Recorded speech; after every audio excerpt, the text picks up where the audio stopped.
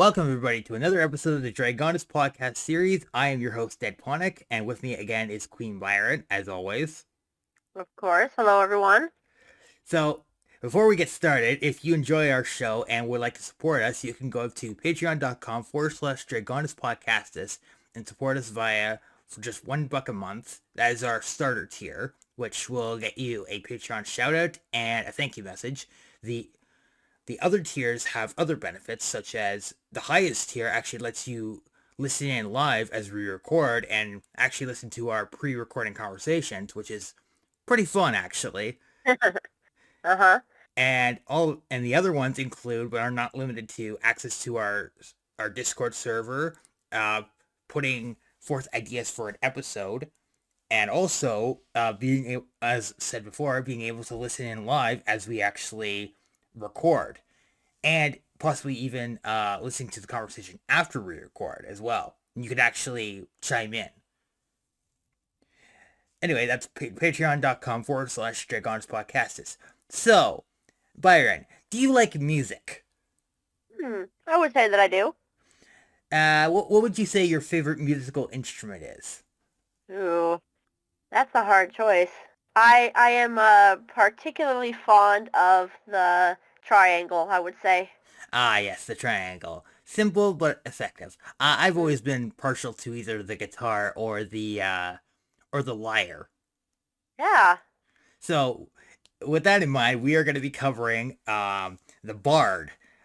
Before we actually get started, I think we should clear up a couple misconceptions and maybe like address a couple stereotypes that have occurred over the years throughout the Bard's history. Would you like to elaborate on that? Sure. Yeah, I think that a few bad players or a few choice players have kind of perpetuated a stereotype that bard characters are very flirty, flirtatious, forward. You have to set strong boundaries if you have a bard at the table, or people kind of roll their eyes and groan. I don't think that you have to play a bard that way, and we'll get more into the details of that, but I've played lots of bards that were what you might call asexual, where they weren't interested in that aspect of life at all. But I think a bard has tons of different uses, and it's a really fun class to play. I agree with that, and for when I think of a bard, I usually think of the guy who's either sitting in the corner singing a song about a recent event, or just the guy who's kind of like, hey, laser lips, your mama was a snowblower to that construct over there, and then kind of diverting attention towards him rather than, say, the magic user who's probably getting slammed. Um, since we're on that subject, so what would you say is the class's main selling point beyond just being like a really fun role playing class to play? Well, I think that the bard really shines if you want to play a kind of a support class, because they have tons of cool buffing abilities, including bardic inspiration, cutting words, all kinds of things. So if you're looking for a class that can help support basically every single teammate, but also have healing abilities, have damage abilities, and debuff the enemies as well, I think the bard is a really great choice. Yeah, I totally agree with that. Now, uh, and that goes also into why you would want to play this class, is because role playing opportunities and also being the support. Mhm. Anybody here who plays like League of Legends or Dota or anything like that would know that playing the support is considered to be the most important role in that game, and being able to play a support like that is super important. So and that also goes in kind of our the next question. So what would you say the combat role and the party role is for a bard? So I think the bard is really great, like I said, to support your allies. With bardic inspiration, you can help people succeed at the things that they're trying to do. If your party doesn't have like a dedicated healer and maybe a cleric or a paladin, the bard is actually a really great stand-in for those, because it does know lots of healing spells. You get cutting words, and you get cure wounds and healing word, which are both great early healing spells. and you're able to affect the battle without necessarily being in the front lines. There are some bardic subclasses that deal a lot more damage and would be considered maybe more of a frontline class, but it's so versatile. There's lots of different choices where if other classes kind of have their roles defined. I think the bard is really, well, one of their class features is jack of all trades, and I think that really applies. Yeah, you can basically like dual or multi-class with almost any other class. Like there are so many role-playing and uh game opportunities that is just it's crazy how like versatile this class is. Mm-hmm. Now in terms of like as we mentioned before, most of the stereotypes and misconceptions about the bard are, for all intents and purposes, they're kind of over exaggerated in my opinion. Mm-hmm. But I see it as more like, as you said, that a character playing a certain way. So if you want to be the flirty bard that kind of like flirts and tries to seduces people, that's perfectly okay. But you obviously have to set up a limit. Mm-hmm. And um, I've known like bards that are like trying to seduce a dragon, for God's sake. That is like that that like that's too far, I think. Mm-hmm. But that can also be used, like the bard is usually the guy who is like either has like high charisma and he's like trying to like charm his way past like a guard or trying to get out of a sticky situation. Um I think the only thing that would really like hurt the bard is if like you said, like you don't have like a cleric or a paladin, and then like the healing roll is kind of thrust on the bard, and everybody's expecting, oh, like you gotta come on, heal me, but Mm. sometimes it's just like you gotta wait your turn kind of thing. Um, so what would you say the biggest strength of the class is overall? Well, as I mentioned, they have a class feature called Jack of all trades, and this allows them to have basically bonuses to almost every skill in the game. So acrobatics, athletics, all of those. So the bard can basically attempt any task. Now they may not be super great at it, but like I said, their versatility is definitely the strong suit where they can they have attack spells, or perhaps they're carrying a weapon. They can also do healing, they can do buffing, and then like with cutting words, you can debuff the enemies and things like that. So it's really a little bit of everything. And if you're looking for a class that can do all of those different things, you can switch your kind of your party role or your role in the party every combat, essentially. Um, they can be good at stealth, they could be trained in picking locks, they could be trained in other tools, so they just have lots of these little things that they can do to kind of fill in wherever the party might need some extra help. Yeah, I would probably describe them as resource management, the class. So basically, Mm, whatever a enemy throws at the party, the bard is there to kind of make up for the party's weaknesses in other areas. Or if they need, if they don't have a certain thing, the bard can kind of retool themselves just enough to get the job done or do the job in general. mm-hmm. And I think my favorite thing is just how like they have this kind of like, there's like been they're mostly associated with like music, so a lot of their magic focuses kind of around music a little bit, but this also applies for like role playing, because a bard is not limited by like being just a musical performer. They can also be a artistic performer or a theater performer, and they can use that in such a way to entice an audience while the party does something else, which makes them one of the few classes I think that could pull off like the infiltrator uh archetype fairly well. Yeah, So yeah.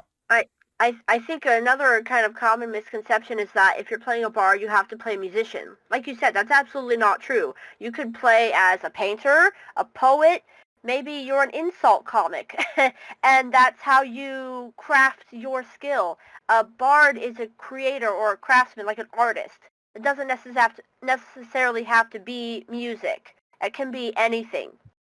Yeah, when I think of Bard, I think of like the Jester, the Harlequin, Gordon Ramsay. Actually, speaking of which, I do have Gordon Ramsay in my world, but he's more focused on the cooking stuff and running the kitchen.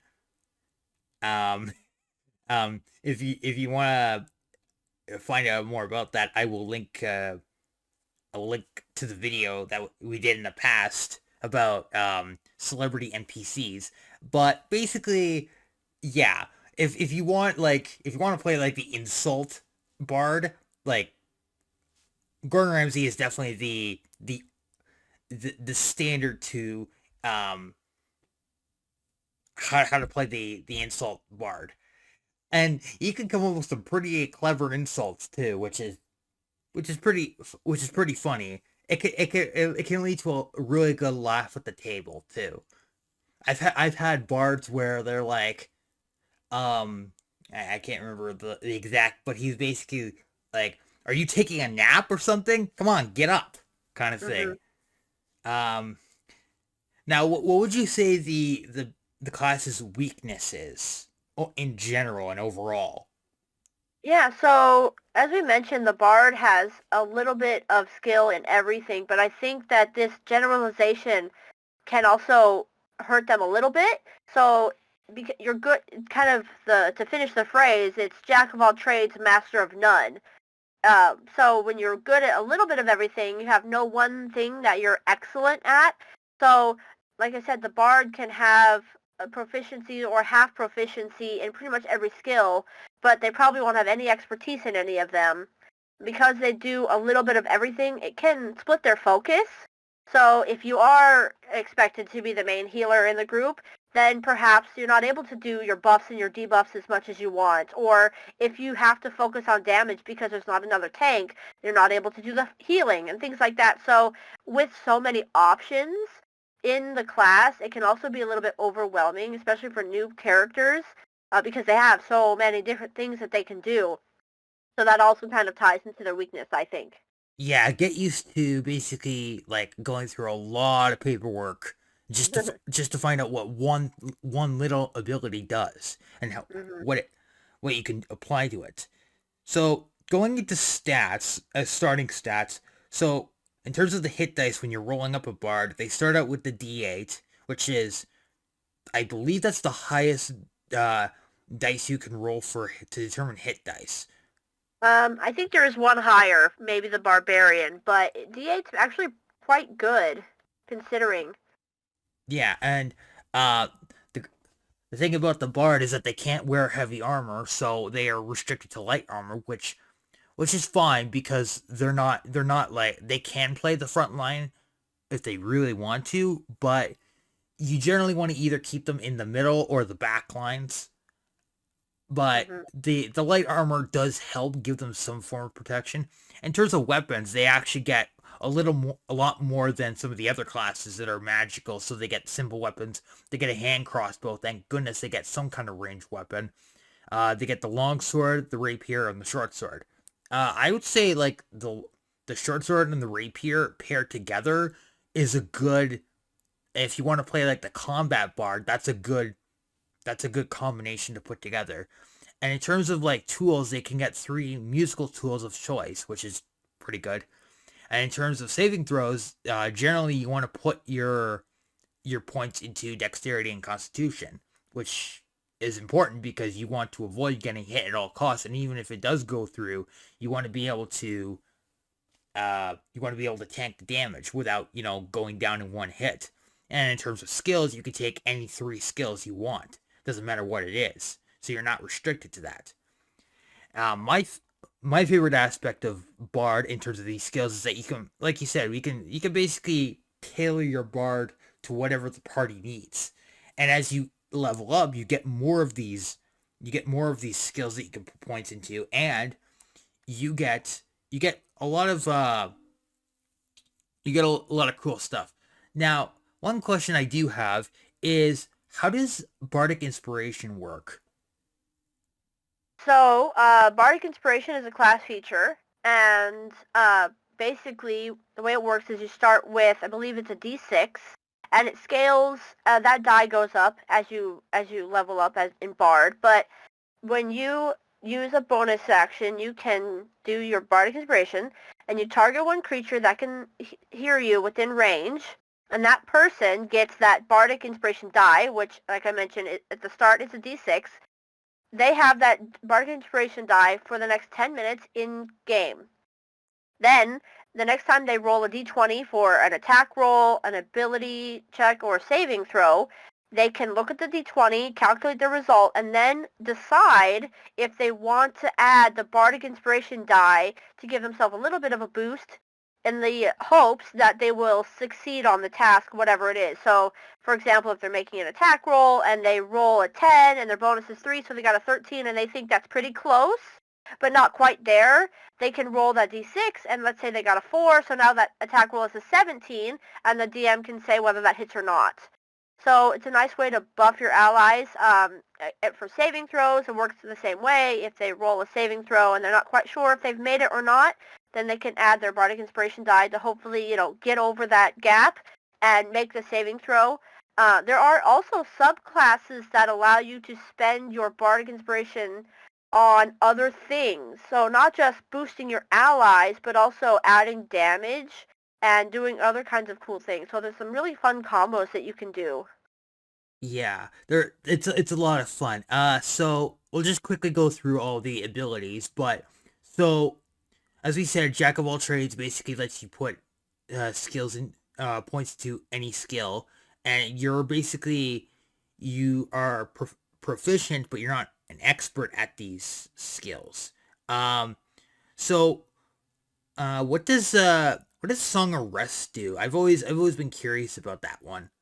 Uh, so Song of Rest is a bardic ability that if your party is taking a short rest, at the end of the short rest, everyone can roll an additional die. Usually, I think it's like a D8, and add that to their healing if they spent if they spent hit dice during their short rest. So it's kind of like a boost, again, like a buff that you can give to your party. If they are spending hit dice during a short rest, then they can roll another die and heal a little more. Yeah, one particular ability I found interesting when I was reading up. Magical Secrets basically lets you take a spell. Is it a cantrip or a spell? I forget. So, Yeah, it's a spell. So you can take a spell from any class. So mhm. you could take you could take spells from a cleric, paladin, ranger, up to I believe it's up to your level, Uh-huh. and that that really opens up the door for like you can basically become like a toolbox magic user, as the term goes, and that can be very beneficial, especially Mhm. when if you don't have like a cleric or a paladin. Um, the other really cool thing is that the Bard College, which basically is the class's arc or subclass feature, which basically allows you to choose a subclass, and based on what you pick, you get certain features that are specific to that college. So, for example, College of Swords, College of Performance, I believe it is. Um, basically The those. college, Oh, and there's College of Lore and College of Whispers. There's a bunch, and they've added some almost in every new book. It feels like that they put out. yeah, the ones that I have for Xanathar and Tasha's, they have it's a pretty long list of Mhm. subclasses. But basically the class itself is basically it could be it's like a it's like a piece of Play-Doh. Basically, you can like mold it and shape it into whatever you want. And if you don't like what you're and if you need to make like an addition, or you need to change something around, you can remold it into something you want. And Mhm. that's basically how I would describe the class. It's just one big ball of Play-Doh or like putty. Uh, Yeah. yeah. Um, Now in terms of like feats that I would say work for the bard, even for the almost for any subclass, alert is pretty big. Actor can play into the dramatic arts side of the bard. Lightly armored gives you proficiency in light armor. Linguist, because bards do. I've heard of bards that actually can be like translators, and that works really well. I found that to be an interesting role playing experience. And finally, tough, which increases your survivability. Um, and in terms of, as we said before, dual and multi-class options are basically, you can basically dual and multi-class into almost anything except for maybe Warlock, but that's debatable. Bard is basically just a blank slate, and like I said, it's basically a big giant ball of Play-Doh to which a player can basically mold into whatever they want to create an interesting role-playing experience. Uh, but for before we end the episode, I actually wanted to propose I actually wanted to submit a homebrew subclass that I actually created. Now the details are a little sparse right now because I still have to perfect it. But basically, there was this old show called Chaotic, and it was actually a trading card game along the lines of like Pokemon, Digimon, and Yu-Gi-Oh. Basically, there were the creatures that you had on your board. They had little numbers called music counters, and basically, uh, this subclass of bard would basically become what was known as a muse. And basically, the quote is harnessing the power of song and ancient magical relics called music. Muses can cast spells of incredible power by combining their spirits with these relics. And so, at the start, the subclass would start out with 3 music counters, and each music spell on top of their bard spells, the music spells have a music counter cost. And every third level, the music counter maximum would increase to a maximum of 20. And what they can actually do is like something like Canon of Casualties, Song of Asperity, Song of Resurgence, Geo, or Ember Flourish. These are all like cards from the actual game, but putting them in, they can do different effects. So, for example, Song of Asperity could be like a battle buff. Um, Byron, do you actually know what LARP is?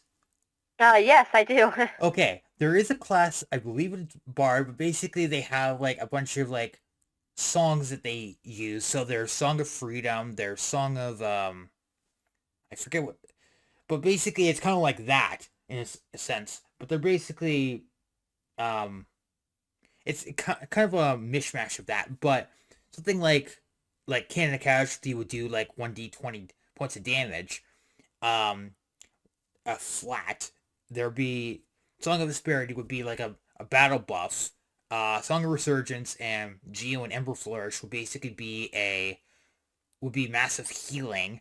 And then there's also the ability, uh, Music Reprise, which basically means they can, as a bonus action, they can receive 1 music counter back, but that can only be used once per combat encounter, so you can't spam this. However, there is another ability that I haven't written down, but you can basically like when you cast a music, you could spend another music depending on how many the spell actually costs, and you can spend another music counter to basically boost the effectiveness of that spell for 1d6 rounds.